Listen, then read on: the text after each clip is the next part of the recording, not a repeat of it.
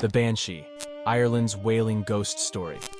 Welcome to another hair-raising, scary, and educational episode of Are Ghosts Real?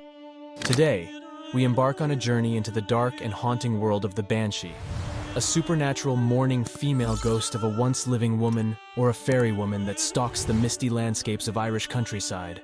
Brace yourselves for a tale that will send shivers down your spine. The Banshee, known as Banshee, which means women of the other world in Irish folklore. Witnesses have described her as a pale figure, translucent and ethereal, with sorrowful eyes that reflect the weight of centuries. She wears flowing white garments that seem to float around her, and her long, tangled hair cascades down her form like a waterfall of moonlight. Legends of the Banshee are deeply rooted in Celtic mythology. She always appears alone and is believed to be a messenger, a precursor of death who appears to foretell the imminent passing of a loved one. Her spooky cry echoes through the night, piercing the air with a chilling lament that brings both fear and a sense of impending doom. The mere sound of her cry sends chills down the spines of those who hear it, as it signifies a tragedy on the horizon. Throughout the ages, there have been numerous encounters with the Banshee. Her mournful presence has left a permanent mark on the psyche of those who have witnessed her. She is often found in places of great significance, such as ancient burial grounds, where the boundary between the mortal realm and the spirit world is thin. Some believe she is a fairy creature, a guardian spirit of the otherworld, while others see her as a manifestation of ancestral spirits. The true nature of the Banshee remains an enigma, leaving room for imagination and speculation. Legend has it that the Banshee's cry can be heard on stormy nights, carrying across the countryside like a chilling lament. It begins softly, like a distant breeze, but gradually intensifies, echoing through the valleys and hills, reaching far and wide. It is said to be filled with anguish and sorrow, as if she carries the collective grief of all the souls she has witnessed departing from this world.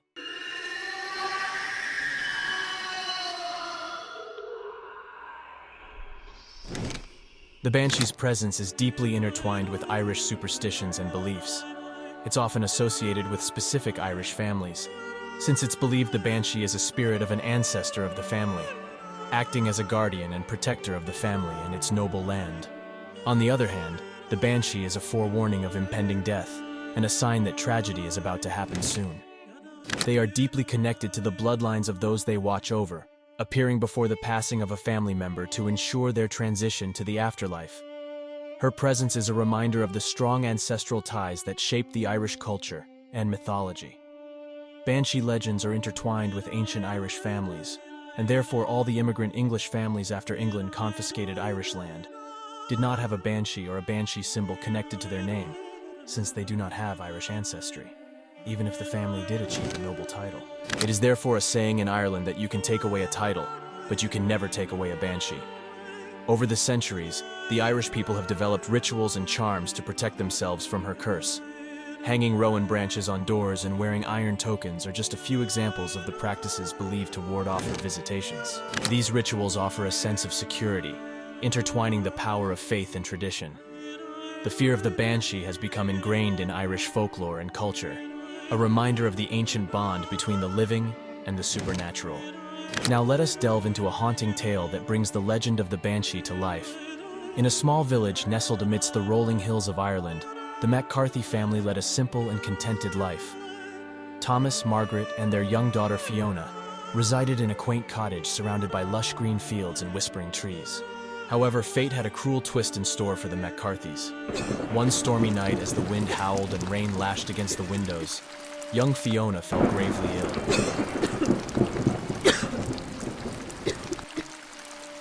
Thomas and Margaret, filled with desperation, sought help from the village healer and renowned physicians. But despite their efforts, Fiona's health continued to deteriorate. Days turned into weeks, and weeks turned into months. Margaret rarely left Fiona's side, her heart heavy with sorrow.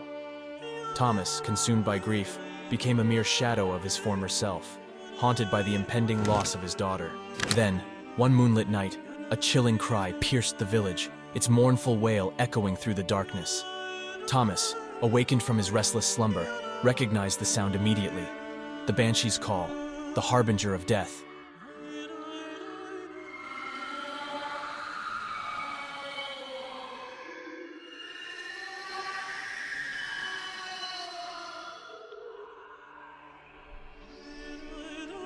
Thomas rushed to Fiona's bedside, fear gripping his heart.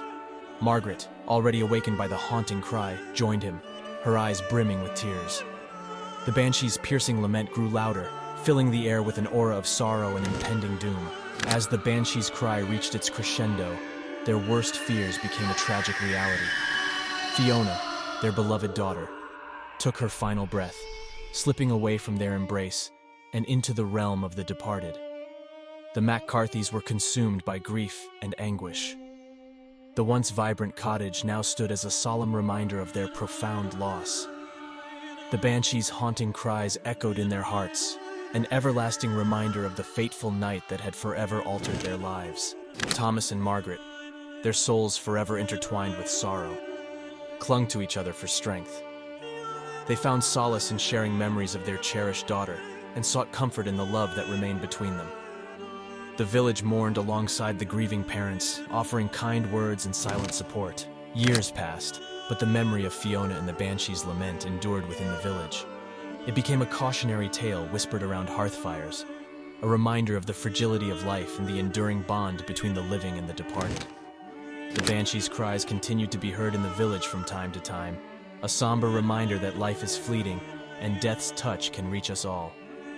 The McCarthy cottage, now weathered by time, stood as a symbol of love and loss, its walls holding the echoes of a family forever changed. The banshee's haunting presence continues to captivate the modern imagination.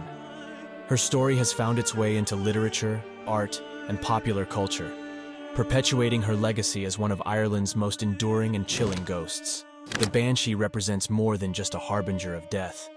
She is a symbol of transition, bridging the gap between life and the afterlife. In her mournful wail, we find solace and reflection, a reminder of the cyclical nature of existence and the importance of honoring our ancestors.